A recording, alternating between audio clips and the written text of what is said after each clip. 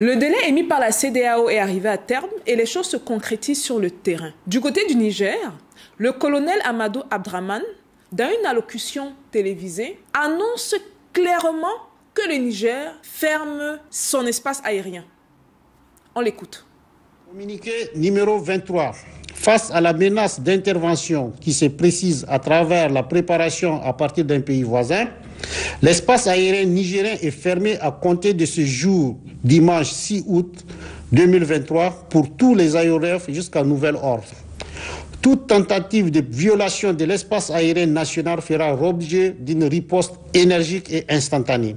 Fait à Niamey le 6 août 2023, signé le président du Conseil national pour la sauvegarde de la patrie. Cette fermeture aura d'énormes conséquences parce que c'est une interdiction claire, non seulement aux avions commerciaux, mais aux avions militaires de survoler la région du Niger. En d'autres termes, regardez voir la carte. Pour un vol qui quitterait, normalement, de Paris à Douala au Cameroun, l'avion se doit de survoler le Niger avant d'arriver au Cameroun. Dans ce cas bien précis, il faudra faire un détour très clair. L'Algérie, la Libye, le Tchad un peu plus bas, puis le Cameroun.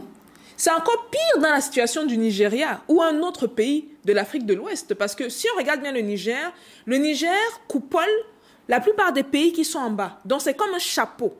Okay? Donc il y a le Nigeria, il y a le Bénin, il y a le Togo, il y a le Ghana et la Côte d'Ivoire. Donc si quelqu'un veut voyager par exemple de Paris à Abuja ou à Lagos au Nigeria, il se doit soit d'aller du côté est, soit d'aller du côté ouest. Maintenant, s'il va du côté ouest, c'est un énorme détour qu'il va faire.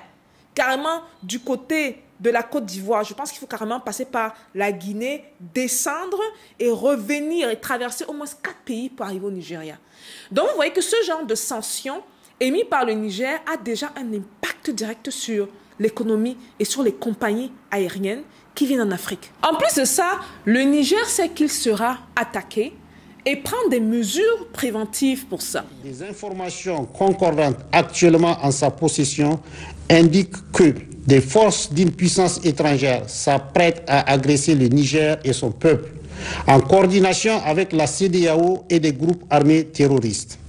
Le Conseil national pour la sauvegarde de la patrie met en garde la CEDEAO à la solde de cette puissance étrangère contre toute ingérence dans les affaires intérieures du Niger. Le Conseil national pour la sauvegarde de la patrie lance un vibrant appel à la jeunesse, aux dignes filles et fils de notre pays pour qu'ils se tiennent prêts pour la défense de la patrie.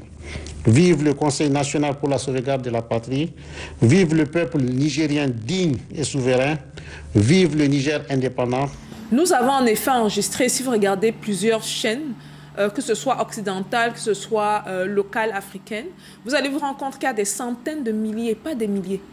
Il y a un journaliste même anglais qui parlait de centaines de milliers d'Africains, je ne sais pas si vous voulez dire Nigériens, il a utilisé le mot africain, qui viendraient justement des campagnes pour renforcer l'armée militaire à Niamey.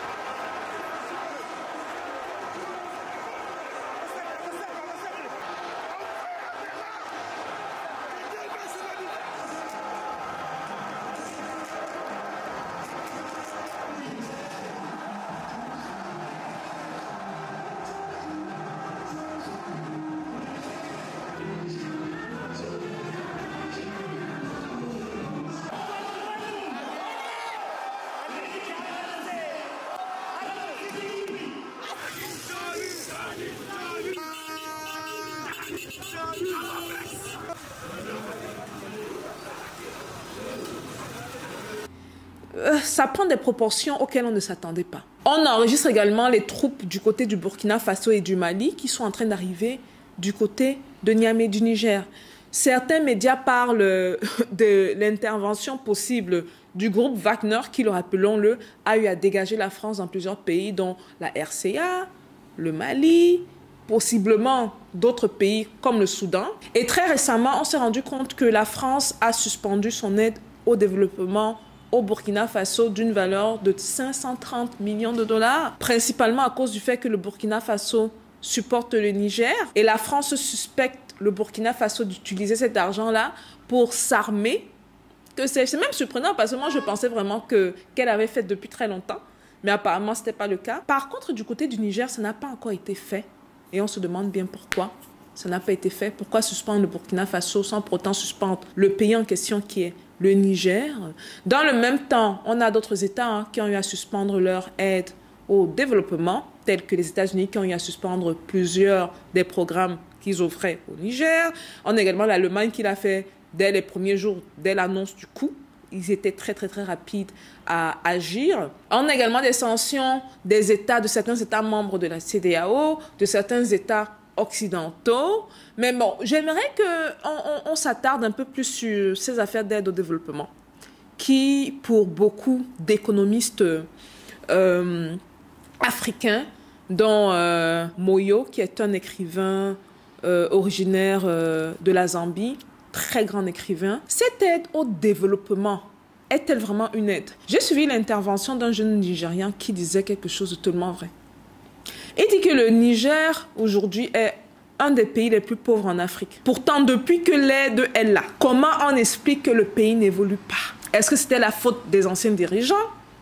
Est-ce que c'est la faute de l'Occident?